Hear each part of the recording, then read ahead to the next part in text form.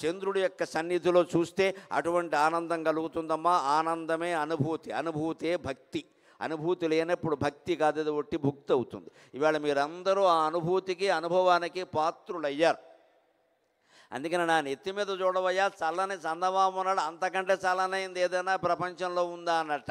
అప్పుడు మళ్ళీ భక్తుడు వెర్రిమోహం వేసాడు. అప్పుడు ఇంకోటి అన్నట్ట, శరణ యుగళస్తే అఖిల శుభే. లేదయ్యా నీ దగ్గర అన్ని అమంగళ ద్రవ్యాలు ఉన్నాయి పరమేశ్వర అన్నట్టు. అమంగళ ద్రవ్యాలంటే ఆయన శ్మశానంలో ఉంటాడు, అమంగళమే కదా.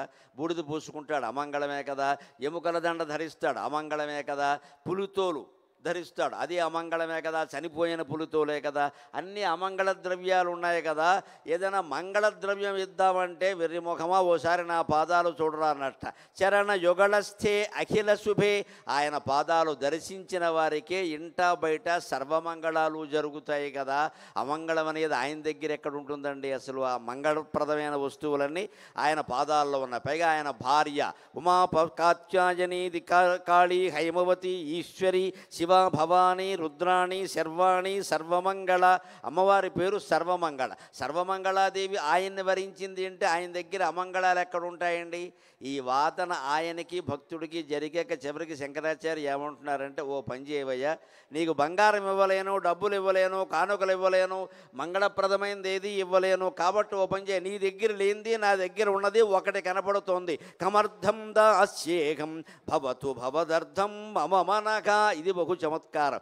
ఏమిమ్మంటావు? అందుకని ఓ పని చేయి, నీ దగ్గర లేనిది నా దగ్గర ఉన్నది ఒకటి ఉంది, అది నా మనస్సు. దిక్కుమాలని ఈ మనస్సు నీకు బహుమతిగా ఇస్తాను, తీసుకోమన్నాడు. అది భక్తి తాత్పర్యం, అది భక్తి తాత్పర్యం.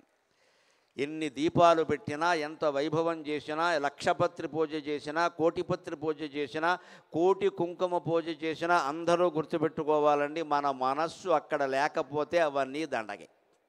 ఆ మనస్సు ఒక్కటే అక్కడ పెడితే నువ్వు ఏం చేసినా భగవంతుడు పట్టించుకోడు. అందుకే విదురుని విందు మీకు అందరికీ తెలుసున్నదే. విదురుడు మనస్సు భగవంతుడు పాదాల మీద పెట్టాడు. అందుకని పాపం తొక్కలు తీసి పండు ఆయన తినేసి తొక్కలు పెట్టినా సరే శ్రీకృష్ణస్వామి తిన్నాడు. ఎందుకు తిన్నావయ్యా తొక్కలు అరగద్దా అంటే, ఆయన భక్తుడు, అది తొక్కో పండో తేడా ఆయనకి తెలిస్తే కదా కృష్ణుడికి పెడుతున్నానని పెట్టాడు. ఆ భక్తి కావాలి భగవంతుడికి. మనస్సు పెట్టి లగ్నం చేస్తే తీరని కోరిక ఉండదు, తీరని దుఃఖం ఉండదు. అందుకని శంకరాచార్య మన తరఫున ఏమంటున్నారు అంటే, నేను నీకేమీ ఇవ్వలేనయ్యా, అందుకని నీ దగ్గర లేనిది నా దగ్గరే ఉంది, నన్ను బాధ పెడుతున్నది ఒకటి ఉంది, అది మన మనస్సు. దిక్కుమాలిన కోరికలన్నీ ఇందులోనేగా ఉన్నది. ఆ మనస్సుని నీకు అర్పిస్తున్నానయ్యా అంటే, హాయిసర బొజ్జా బ్రహ్మాండంగా చెప్పేవయ్యా, అది నాకు ఇచ్చే అన్నట్ట. అప్పుడు మళ్ళీ శంకరాచార్య ఇంకో మాట అంటున్నాడు, 60 శ్లోకాలు గడిచాక, ఇదిగో నేను నీకేమి ఇయ్యలేను అనుకుంటున్నావేమో, నువ్వు కూడా నాకు ఇయ్యలేవు, నీకు నాకు